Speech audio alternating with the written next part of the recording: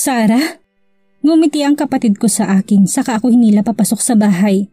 Ako naman hindi na mapigilan ng kabang na mamayani sa puso ko dahil sa presensya niya.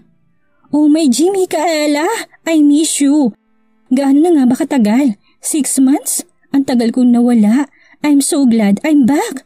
And it's for good. Tumingin sa akin kaya napalunok ako. She's back and for good. At hindi naging lihim sa akin ang talim ng titig niya sa akin kahit na may matamis siyang ngiti sa mga labi.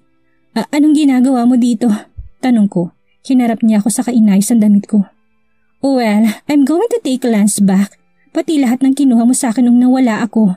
Tinula ko siya sa sinabi niya at muntika na siya matumba. What do you mean? Nanginginig ko ng tanong. Sasagutin na sana ako ni Sarah nang lumabas si Lance sa kwarto namin at nakapajama lang siya at wala siyang suot na kahit na anong pang itaas. Baby! Sigaw ni Sarah. Agad siyang tumakbo papunta kay Lance at hinalikan ito sa labi. Sinalo siya ni Lance at mapusok siyang hinalikan na para bang sila lang ang tao sa buong bahay. Napasinghap ako nang makita kong unti-unti nang tinatanggal ni Lance ang kumot na nakatabing kay Sarah pero pinalo ng kapatid kong kamay ng asawa ko. Lance, ano ba? Katatapos lang natin. Malanding tawa ni Sarah. Mabilis akong tumalikod dahil sa sakit na nararamdaman ko habang tinitingnan silang dalawa. Akala ko ba ayos na kami? Akala ko ba binigyan na niya ako ng pagkakataon na patunayan na kaya rin niya akong mahalin? Bakit? Bakit ganito na naman ngayon? Bakit nagbago ang lahat?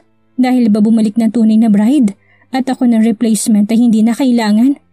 Micaela, napaharap ako nang tinawag ako ni Lance. Hinalikan niya muna si Sarah sa pisngi bago bumaba at may inabot na folder sa attache case niya na nakalapag sa sofa. Before anything else, Micaela, can I borrow a dress? Si Lance kasi pinunit niya yung damit ko, pati underwear na rin CS. Nilingon ko si Lance na parang walang pakialam sa nangyayari. Lance, can we talk first? Huminga ako ng malalim to keep my tears from falling. He looked at me, his gaze was icy at printing umpo sa couch. Sarah, sa kwarto ka muna, he told her. Hindi naman nagdalawang salita si Lance dahil agad na umalis si Sarah sa sala. Lance, nilapag niya sa harapan kong isang brown na folder. Makapal ito pero magaan. Kinuha ko yun at binuksan. Napatingin ako dito at kinilabutan ako sa nakita ko. Pictures namin ni Arvin na naghahalikan. Nakuhanan ako kanina. Nilipat ko pang ibang litrato at mas kinagulat kong laman na mga yun. Isang babaeng kamukhang kamukha ko kahit nang suot kong damit ngayon at si Arvin na papasok sa isang motel na magkahawak kamay. The next pictures taken made me sick. Ang babae at si Arvin pareho ng halos hubad at naghahalikan. Lance, these are... You don't have to explain, Micaela. Isa pa, wala akong pakialam kung ano pang sasabihin mo. Now that Sarah is here, it is already high time to stop your replacement. Kalmado niyang sinabi. He took another folder and opened it in front of me. Lance, please, listen to me. Hindi ako yan. Maybe someone set me up. Na nagpapanggap na ako, a girl na kamukhang kamukha and realizations hit me. The woman in the picture was her. It is Sarah. Sinabi ko na nga wala akong pakialam, hindi ba? Kahit na makipagtali ka pa sa ibang lalaki, wala akong pakialam. I don't care about anything you do. Sino ka ba sa buhay ko, ha? Galit niyang sigaw. Hindi ko na napigilan ang luha ko sa pagtulo. I'm your wife. Halos pabulong ko na lang na sinabi. Natawa naman siya. Nope, not anymore. Sign this. Sabi niya sa akin saka inabot ang isang folder. No, I will not sign those. Matapang ko sagot. I looked straight into his eyes. Micaela, huwag na matigas ang ulo. Sigaw niya pabalik sa akin. Mahal kita, and I will not sign those goddamn papers. Because I don't want to lose you. I love you, Lance. Tinitigan ko siya. He was taken aback with what I said. Mukhang napalalim siya ng iniisip but he shook his head again. He pushed the papers to me. Sign it. Bigyan mo ng kahihiyan ang sarili mo, Micaela. He said. Wala na akong nagawa. Tumayo ako sa pagkakaupo ko at pumunta sa harapan niya. Lumuhod sa kanya sa kayumuko. Micaela, pilit niya akong tinatayo but I didn't budge. Lance, mahal kita. Kahit na nung magkaibigan pa lang tayo, mahal na kita. Sabihin mo lang, kahit hingin mo na itigil ko paghinga ko, gagawin ko. Pero please lang huwag mong hilingin na iwan kita kasi hindi ko kaya. Kahit gawin mo kong alila, kahit pahiyain mo ko araw-araw, titiisin ko. Please huwag mo lang hingin na piramahan ko yan. Huwag mong hingin sa akin na putulin ang kaisa isang bagay na nagkokonekta sa ating dalawa. Nagmamakaawa ako, Lance. Mahal kita. Utang na loob. Umiiyak na ako sa harapan niya habang yakap-yakap ang mga binti niya. Matagal kong hinintay ang sagot niya. Tahimik lang kaming dalawa, both absorbed with our own thoughts. I tried to calm myself nang bumukas ang pintuan ng kwarto namin at bumaba doon si Sarah. Akay-akay niyang maleta ko't nilapag niya yun sa sofa. Nalalaki naman namang matang nakatingin ako sa kanya. Just sign the papers and leave me, Micaela. Huwag mong hintayin na ipagtulakan pa kita, sabi ni Lance. Lumapit si Manang Lydia sa akin at tinayo ako. Iha, tawag niya pa pero wala akong marinig. Tinitigan kong papel sa lamesa. Pagkatapos ang kapatid ko and then to Lance na nakayukot hindi ako matingnan. Lumapit ako sa annulment papers at tiningnan ito. Tiningala ko si Lance nung kinuha ko ng ballpen. Did you, just for a second, kahit sandali lang, minahal mo ba ako higit pa sa pagiging kaibigan, Lance? Lakas loob kong tanong. Tumingin sa akin and his face showed promises and bliss. Pero kaagad din tumigas ang mukha niya and shook his head. No, not even once. Hindi kita minahal at kahit kailan, hindi kita mamahalin. Pinal niyang sinabi and his words were like a knife na unti-unting sinusugatan ng puso ko. Ano ba kasing iniisip ko? Lance will always be in love with Sarah. Napalunok na lang ako tuloy-tuloy na umiyak. Dinaluhan ako ni Manang Lydia. My visions are blurred at nanginginig ang mga kamay ko.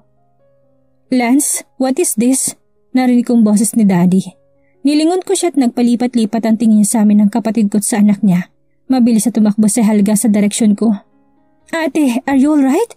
Nag-aalala niyang tanong, hindi ako sumagot at kinuha ang papel. Sign the freaking paper, Micaela. Ang arte mo! Sigaw ni Sarah sa akin. You ugly witch! Sigaw ni Helga. Stop, Micaela darling. Huwag mong pipirmahan, Iha. Lance, let's talk. Daddy told me. Nilingon ko ulit siya at nakita ko ng mga magulang ko sa likuran nila. Nagulat na nakatingin sa amin tatlo. Sarah? Daddy called her. Ngumiti si Sarah rito at patakbo lumapit kay Dad pero nakatikim ito ng malakas na sampal. How dare you hurt your sister? Umalingaw sa buong silid ang boses ng aking ama. Napatanga si Sarah sa kanya but then she laughed. Ako? So, I am the bad guy now, ha? Si Micaela naman ang nauna. Inagaw niya lahat sa akin. Laban niya kay Dad. She married Lance for you, Sarah, Mommy said. Tumawa na mapakala si Sarah. She married Lance because she's selfish. At ngayon nakuha na niya si Lance. Si Arvy naman ang pinupunteriya niya. Napasinghapan lahat ng tao sa kwarto. Lance clenches jaw at the mere mention of his brother. Is this the reason why you are forcing Micaela to sign the papers, kuya? Galit na sigaw ni Helga. Nilingon lang ako ni Lance. Partly yes. Gusto ko nang lumaya sa isang malanding babaeng katulad niya. And Sarah's back. I don't need her anymore. Tangina ka, Lance! Sumugod si Daddy at sinuntok si Lance. Nagkagulo na pero hindi maawat si Daddy. Daddy! Sigaw ko pero walang nakakarinig sa akin. Mahal ka niya. Mahal ka ng anak ko. Tarantado ka! At dahil sa simpleng usapan, hihiwalayin mo siya? Ganyan ba talaga kababang pagkakilala mo sa kanya? Halos mapatid ang litid ni Daddy sa sigaw niya. Pilit ko siyang pinipigilan. Hinihiwalayin ko siya dahil hindi ko siya mahal, sir. Sagot ni Lance habang pilit na inaalis ang pagkakahawak ni Daddy sa kwelyo niya. Napatigil ako sa pagpigil kay Daddy dahil sa sobrang sakit na nararamdaman ko dahil sa sinabi niya. Tumiti siya sa akin. Hindi kita mahal, sabi niya. I stepped back and brushed my tears. Lance, he doesn't love me. Ano pa nga pang paglalaban ko? The result is obvious. He still loves Sarah. Kinuha ko ang pen at papel at agad na pinirmahan. Napubuntong hininga ang mga tao sa kwarto, maliban kay Sarah na pumapalakpak at tumatawa. Ang bruha mo talaga! Sigaw ni Helga sa kanya. Kinuha ko ng maleta ko at lumakad palayo sa kanila. Micaela, Iha, huwag kang padalos-dalos, Mami Alicia said. Umiling lang ako at hinarap si Lance at Sarah. Thank you for everything, Lance. At sana maging masaya kayong dalawa. I told them. Sarah glared at me. Tinatakot mo ba kami? Bakit may dapat ka bang katakutan? Are you scared na malaman na mapagpanggap ako kung para masira ako kay Lance? Hindi siya sumagot. Instead, siya went to Lance and kissed him bago ako tiningnan ulit. Sana hindi niyo pagsisisihan ito. Lalo ka na, Lance. At lumabas na ako ng bahay at sa buhay ni Lance. Micaela naman, mukha ka na namang ay ewan. Nakakaloka ka. Umayos ka nga. Sigaw ni Pat sa akin habang palakad-lakad sa harapan ko.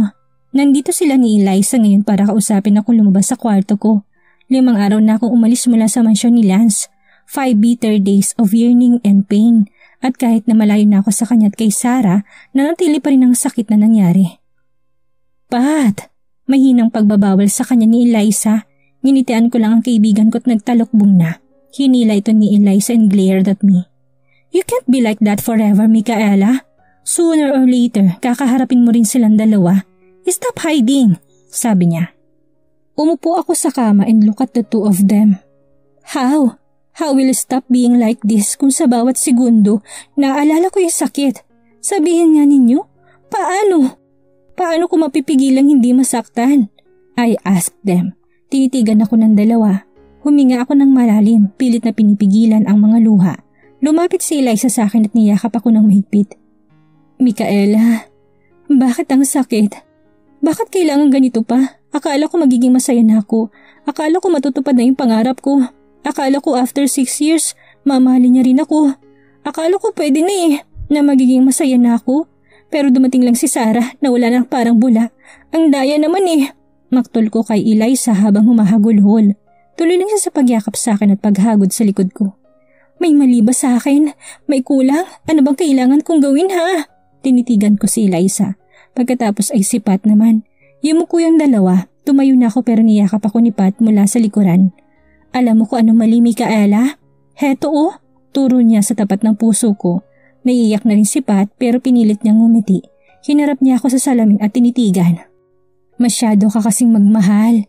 Wala ka nang tinira sa sarili mo. Sinuko mo lahat ng meron ka para kay Lance. Kaya ngayon, wala kang mapaghugutan ng lakas para mag-move on.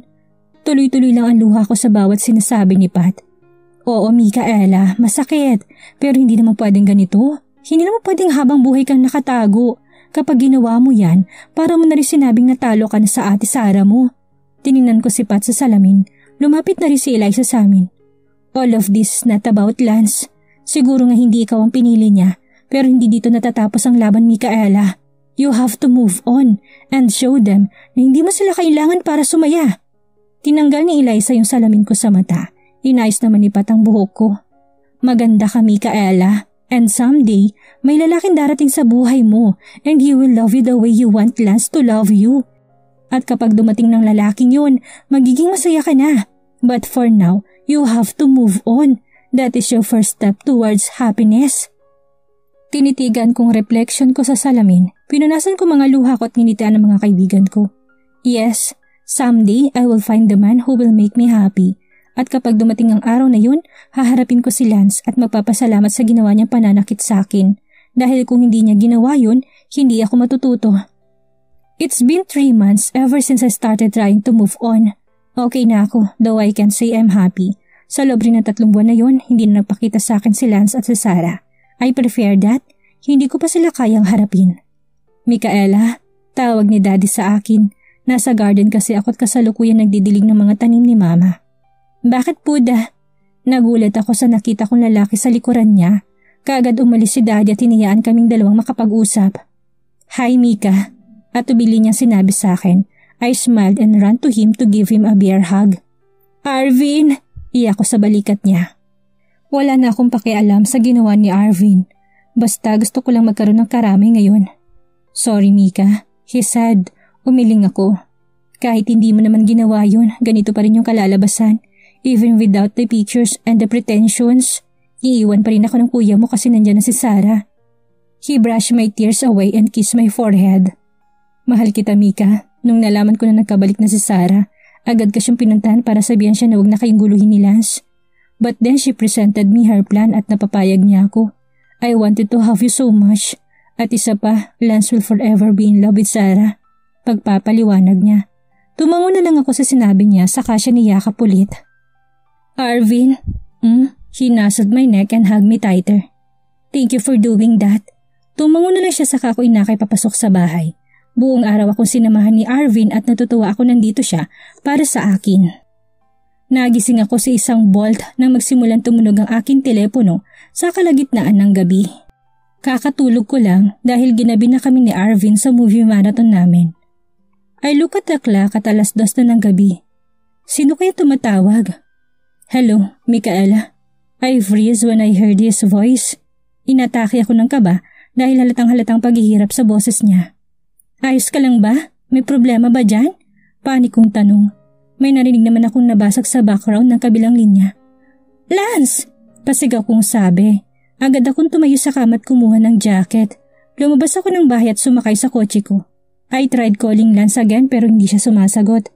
Isang kanto na lang ako mula sa mansyon niya nang may nag-text sa akin. Micaela, I need you. Hininto ko muna ang kotse sa gilid ng daan at pinakatitigan yun. What the heck? Anong ginagawa ko? Bakit ko ba siya pinupuntahan? I shook my head. Lance is my best friend at kailangan niya ako ngayon. I have to be there for him. Mabilis ako nakarating sa bahay. Madilim na ang buong mansyon pero dahil gamay ko ng pasikot-sikot doon, ay kagad ako nakarating sa kwarto namin dati. Sinindihan kong ilaw at nakita ko si Lance na nakalupasay sa sahig. I scanned the room at punong-punuin ng kalat at bote ng alak. Ano bang pinagagawa nitong lalaking ito, ha? Lance, wake up! Niyugyug ko siya pero hindi pa rin siya gumagalaw. Kinuha kong ulo niya and put it on my lap. I studied his face and eyesight. Lance will always be the most handsome man. For me, I blinked back my tears dahil sa sakit na bumabalik sa akin. I look at his face again and saw dark spots under his eyes. Namayat din siya at unti-unti na tumutubong balbas niya. Pinapabayaan niya yata ang sarili niya. Lance naman! Gising na! Malamig yung semento at baka sipunin ka. Dahan-dahan kong hinaplos ang mukha niya. I was about to stand para subukan siyang buhatin but he caught my hand and he opened his eyes. Micaela, he called for me. Nalaki naman ang mata ko dahil sa pagkabigla but I was more shocked when he suddenly stood up and kissed me passionately. The next thing I knew, ako nang nakahiga sa sahigat siya nang nasa ibabaw ko. I miss you so much, sabi niya habang pinapaliguan ang mukha ko ng halik. Napapikit na lang ako sa sensasyon na nadarama. Binuhat ako ni Lance at dinala sa kama. He took his shirt off and kissed me again on the lips. His hands started their journey on my body. Lance, this is wrong. Pigil ko sa kanya. Pilit ko siyang tinutulak pero malakas siya. He pinned my arms on the top of my head and kissed me again. I don't care whether it is right or wrong, Micaela. All I care about is you. Mababalo na ako kapag hindi ko pa ginawa to. Kapag hindi pa kita nakasama, he said in between our kisses. Wala na akong nagawa ko hindi ang ipagpaubaya ang sarili ko sa kanya.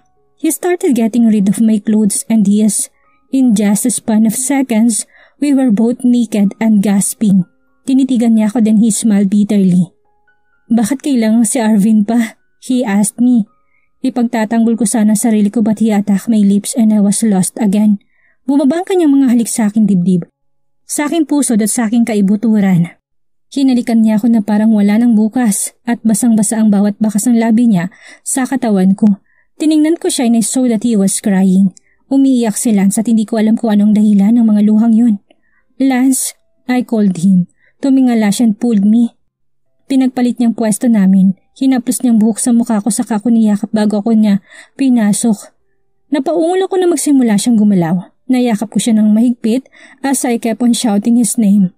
Forget about Arvin, Micaela. Ako muna. Ako lang isipin mo ngayon. Ako lang. Ako. Paulit-ulit niyang sinabi yun until the two of us reach our climax. I look at him at nakita kong tulog na siya. I smiled bitterly and took my clothes saka nagbihes na nakadamit na ako inayos kong higa niya bago siya inalikan sa labi. Someday I will forget you but for now, I just want to tell you how much I love you, Lance. Buong puso kong sinabi sa kanya. I kissed his lips once again and left with a broken heart. Micaela, are you alright? Katok ni Mama sa akin mula sa labas ng banyo. Hindi ako sumasagot. I hear Daddy's voice bago pagbukas ng pintuan. The both of them stared at me. Nakupo ko halos sa yakapin ng sink dahil sa pagsusuka. I tried standing pero napapikit ako na makaramdam ako ng sobrang pagkahilo. Hinawakan ko na mahigpit ang pregnancy test na hawak ko at tinago yun sa mga magulang ko. Isang buwan na mula nang may huling mangyari sa amin ni Lance. And now the symptoms are clear. Buntis ako sa anak ni Lance. Anong gagawin ko? I paced in front of Eliza and Pat. Nasa bahay sila. I told them about my situation. Hindi ko pa kayang sabihin sa mga magulang ko. The baby will complicate everything that is already messed up. Ano na lang ang gagawin ko? You have to talk to Lance about the child, Micaela. Eliza said but Pat cut her off. No, Lance might reject the child. Huwag mo sasabihin sa kanya, Micaela. Pat said. Pinanlakihan naman siya ng mata ni Eliza. Napaupo na lang ako sa kama and hugged my knees. I breathed hard. I can't cry, baka maapektuhan ang baby ko. I touched my belly sa kanapangiti ng lihim. I received an offer sa fashion school sa California, Micaela. Sasama sa akin si Eliza dahil doon niya tatapusin ang MBA niya. If you want, pwede kang sumama sa aming dalawa. Alok ni Pat. Napailing naman si Eliza. Hindi kita pipigilan sumama sa amin, Micaela. But you have to tell Lance about your child. Goodness, may karapatan siya sa anak niyo. I look at Pat. Hindi na siya nakasagot sa sinabi ni Eliza. Try telling him. Kung hindi niya tatanggapin, nandito naman kami para tulungan ka. Nanditong magulang mo, Micaela. The important thing is pinaalam mo. Siguro nga ikaw ang walang karapatan kay Lance dahil replacement ka lang. Pero ang anak mo meron. Benta court ang anak mo. Huwag mo alisin sa kanya yun. Mahabang paliwanag ni Eliza. Tinapon lang ni Pat ang kanyang mga braso sa hangin at inikot ang kanyang mga mata. I hate it when you have a point. Sabunot niya kay Eliza. Natawa na lang ako. Maya-maya lang ay nagpaalam ng dalawa sa akin. Asikasuin pa kasi nila mga papeles nila papuntang California. I'm sitting on the park's bench when someone hugged me from behind. Saka hinalikan ng pisngi ko. Tingnan ko ito't ngumiti. Micaela, tawag sa akin ni Eliza. Tinitigan ko siya and I pouted. Ano bang ibig sabihin ni Arvin? Umupo siya sa tabi ko sa kanya, kinuha ang kamay ko and held it. Gusto mo bang samahan kita kay Lance? I could explain everything para magkabalikan kayo. I breathed hard sa kaumiling. Arvin knew about my pregnancy, sinabi ni Eliza sa kanya. Kung makikipagbalikan siya sa akin ng dahil sa bata, thank you na lang. I don't want my child to grow up with a loveless marriage between his or her parents. I answered back. Tinitigan naman ako ni Arvin, then he smiled. I love you, Mika. I will always be here for you, he said. Tumango na lang ako ng sniff. Maybe someday, masasagot ko na rin ang damdamin ni Arvin. Pero sa ngayon, my heart still belongs to his brother. Arvin, samahan mo ko. I want to go to a doctor, I told him. Inalalayan naman niya kung tumayot sumakay na kami sa kotse niya to go to the nearest OB-GYN clinic. Congratulations, Micaela. You are 5 weeks pregnant, sabi ng ninang ko who checked me. Lumawak ang ngiti ko for the first time in almost 4 months, sumaya ako.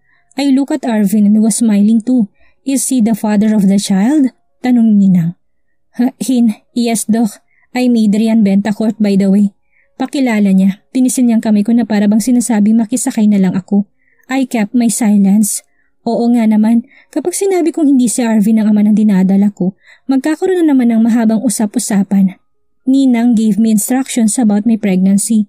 Binigyan rin niya ako ng vitamins at sinabi lahat ng bawal sa akin. Next week may check-up na naman ako sa kanya. Lumabas na kami sa clinic and Adrian held my tummy. Yumuko siya kaya katapat na niyang tiyan ko. Hey little buddy, huwag mong pahirapan ang mami mo ha? Mahal ko yan. He said while caressing my belly. Ngumiti naman ako. Arvin. Dumiretso na siya ng tayo saka ko inakbayan. He looked at his wristwatch. Anong oras natin pupuntahan si Lance? 4 pa lang ng hapon. Baka may meeting pa yun, Arvin told me. Siguro mamaya na lang gabi, sure akong magka-OT naman yun. Pumunta muna kaming dalawa sa mall at tumingin ng mga damit pang bata. Hey, let's go see your husband. Ayaw sa akin ni Arvin pagkatapos namin sa Starbucks. Tumango naman ako. When I was in his car, hindi ko mapigilang hindi kabahan. Naglalarong senaryo sa isip ko. Kapag sinabi ko na kay Lance na magiging ama siya, he would drop to his knees, pick me up and swirl me around the room. Tapos isisigaw niya na magiging tatay na siya. Iniisip ko pa lang ay napakalma na ako. Inayos kong buhok at bumaba na ako na sasakyan ni Arvin. Binalot sa akin ni Arvin yung jacket niya at kumindat. Tumango naman ako. Patawid na sana kami when I saw Lance opening the car for Sarah. Pareho pa sila napatigil na makita kami ni Arvin. Arvin! Nangangatal kong tawag sa kanya. He held my hand habang nakatingin naman ako sa asawa at sa kapatid ko. I'm here for you, Mika. Come with me. Sabi niya. Tumawid na kaming dalawa at lumapit kay Lance. Anong ginagawa niyo dito? Sarah asked us. Tinakpan ako ni Arvin at lumingon sa kapatid niya. Gusto kang makausap ni Mika ng private Lance. Narinig kong sabi niya. Sarah laughed and looked at me. Kung ano sasabihin niya kay Lance, sabihin niya na rin dapat sa akin. There's no point in hiding anything now. Hindi ba sis? I moved past Arvin and held his jacket tighter. Nakatitig lang sa amin si Lance at hindi nagsasalita, but his jaw was clenched and his face was dark. Lalo nang bumaba ang tingin nito sa pagkakaakbay sa akin ni Arvin. What brings you here, Micaela? Malamig niyang tanong. Napayuko ako and knotted my fingers. Huminga ako ng malalim at tinignan siya ng diretso sa mga mata niya. Heto na, buntis ako. Nalaki ang mata nito at kung hindi ako nagkakamali bumakas ang saya doon sa sinabi ko. Congratulations sa inyong dalawa ni Arvin! Magkakaanak na kayo? Lance expression change sa sinabi ni Sarah. I shook my head widely. God no! Hindi ako ang ama. Ikaw! You're the father, Lance! Arvin exclaimed. Tumawa ng malutong si Sarah. Nagloloko lang tayo dito eh. Bakit pa niya ipapaako sa Lance kung anak niyong dalawa ni Arvin ha? Hindi ka ba talaga magkasya sa isang lalaki, Micaela? Sinaman ako ng tingin ni Sarah. Sasagot na sana ako sa kanya na magsalita si Lance. Abort it. Anong sabi niya? Kinilabutan ako sa narinig ko na natawa na lang ako sa sinabi niya. Ano? Paglilinaw ko. Baka mali lang naririnig ko. Kung ayaw panugatan ni Arvin ang anak niyo, ipalaglag mo na lang. Puta, hindi ko nga anak yan. Buisit! Arvin shouted. Sa sobrang inis nito'y tumalikod nito at bumalik sa kotse. Tumingin ako kay Lance at tumingin sa mata niya. Sa nanginginig na kamay, kinuha kong kamay niya and put it in my stomach. Yumuko ako. Feel it. Anak mo to, Lance. Anak nating dalawa. Tiningala ko siya. Nakatiim lang ang bagang nito at parang malalim ang iniisip niya. Hindi ako tatanggap ng kahit sino anak ko hindi galing kay Sarah. Kung hindi rin naman si Sarah ang ina, might as well forget about the child. I stepped back sa sinabi niya. Ngumisi si Sarah sa likod ko, tumulo ng luha na kanina ko pa pinipigilan. Lance look at me saka tumalikod na.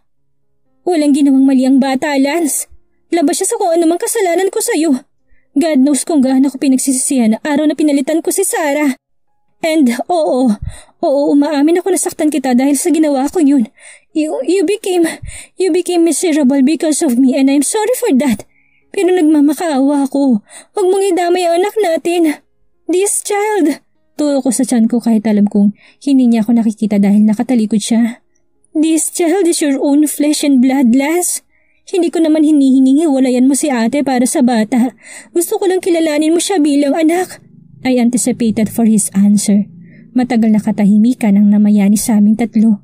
Ang tanging naririnig ko lang ay ang tunog ng mga sasakyan at ang huni ng mga taong nakasaksi sa mga nangyari. Huminga ako ng malalim and was about to touch him nang hinila ko ni Sarah at dinala niya ako sa gitna ng daan. Nang makarating kami doon ay agad niya ako sinampal ng malakas. Desperada! Talagang nagpabuntis ka kay Arvin para makuha si Lance, ano? She shouted. Nakita ko namang nakatingin lang sa amin si Lance. Walang kinalaman dito si Arvin. Huwag mo siyang idamay. I answered back. Look Lance! Pinagtatanggol niya pa si Arvin! Lance clenches jaw sa kanamulsa. You heard Lance! Abort the child! Tinulak na ako ni Sarah. I shrugged her away saka siya sinampal ng mariin. Naramdaman kong pananakit ng mga kamay ko dahil sa impact ng sampal. Shut up! Hindi ko ipapalaglag ang bata. Ayaw mo siyang tanggapin? Then no! Pero hindi ko papatayin ang anak ko! Sigaw ko pabalik at napatingin kay Lance na parang bato ang muka. Tumawa naman si Sarah ng marin bago hinilang buhok ko. I tried to free myself from the grip. Bitawan mo ako! Ayaw mo ilaglag yung bata? Pwes ako maglalaglag dyan. Puwisit ka! Sabi niya habang sinusubukang sipain ang tiyan ko. Mika! Narinig kong papalapit si Arvin. Nabitawan ako ni Sarah. Napatingin ako kay Arvin habang papalapit sa akin pero hinawakan ako ni Sarah at sinampal ulit. Akin lang si Lance! Singhal niya. Malakas na businang narinig naming dalawa. Nabulag ako sa liwanag at ang sumunod na nalaman ko, hinila na ni Lance si Sarah. Natumba sila sa gilid ng daan. Tinakpan ni Lance si Sarah ng mga kamay niya. Hindi ako makagalaw. Hindi ako makahinga. Sobrang sakit ng tagiliran ko. All I know is I was lying on the ground. Hawak ang tiyan ko tumiiyak na ako lalo na when I feel the blood gushing out my legs. Micaela! Arvin called me. Sinubukan niya ako buhatin but I screamed. No, Arvin! Huwag mo akong gagalawin. Baka pag gumalaw ako, malaglag yung baby. I said to him with my voice shaking. Nagsilapitan ng mga tao sa amin and all of them wanted to carry me. Lance went close at hinawakan niyang braso ko. Monster! Bitawan mo ako! Sigaw ko. Napatigil naman siya sa paglapit sa akin. Tinulak naman siya ni Arvin saka sinuntok. Hayop ka, Lance! Magpunta ka sa impyerno at isama mo si Sarah! Sabi nito. Yumko ulit siya and cup my face. We have to go to the hospital, Mika. You have to calm down, okay? Please. Nanginginig nitong sinabi. I nodded kaya binuhat niya ako. Nagmamadali niya akong sinakay sa kotse niya. When we reached the hospital, agad nila akong dinala sa emergency room. They made me sleep and when I woke up, nasa kwarto na ako na puro puti. Nilibot kong tingin ko. I tried to sit at mukhang nagising naman ang mga tao sa kwarto. Naroon si Arvin, si Helga, parents ni Lance, magulang ko at lolo at lola ko. Arvin, yung baby? I was shaking. Yumuko halos lahat ng tao. Lumapit sa akin si mama at tinalikan ako sa noo. Hinawakan ni dading kamay ko pero tinalikuran ko sila. Arvin, yung anak ko! Nilakasan ko ng boses ko. Bumukas ang pinto ng kwarto ko at pumasok si Lance. Napakong tingin naming dalawa. He looks as if galing siya sa pag-iyak but I don't care. He is a threat. Tinulak niya ako na para akong masagasaan. At hindi si Sarah. Gusto niyang ipalaglag ang anak namin. Kailangan kong protektahan ang anak ko sa kanya. Arvin, yung anak ko! Answer me! God damn it! I shouted. Iyak nang iyak si mami sa tabi ko, tinawakan ni dad ang magkabilang balikat ko. Nagsimula na akong sumigaw. Sinubukan ni Lance na lumapit sa akin. Go away, you master! Umalis ka! Alis! Binunod ko ng ivy ko at nilapitan si Arvin. Muntikan pa ako matumba but I don't care. Arvin Bentacourt, how's my child? I gripped his shirt. Naramdaman kong pagakit ng dugo sa mga braso ko dahil sa ivy na hinila ko. I can't feel any pain. I have to know if my child is safe. I have to. Mika, your baby didn't make it. Tinitigan ko si Arvin. Yumuko siya and bit his lips. I stepped back. My grandmother went to me and studied. No, you're lying. You're lying. You're lying. Paulit-ulit kong sambit. Nagsisimula na tumulong mga luha ko. Hinawakan kong braso kong duguan at diniin. Umaasa ng sakit ay magigising sa akin mula sa bangungot na ito. Hinawakan ako ni Lola. Patay ng bata, Micaela. Nakunan ka, sabi ni Lolo. Yun ang huling naalala ko bago naging itim ang lahat.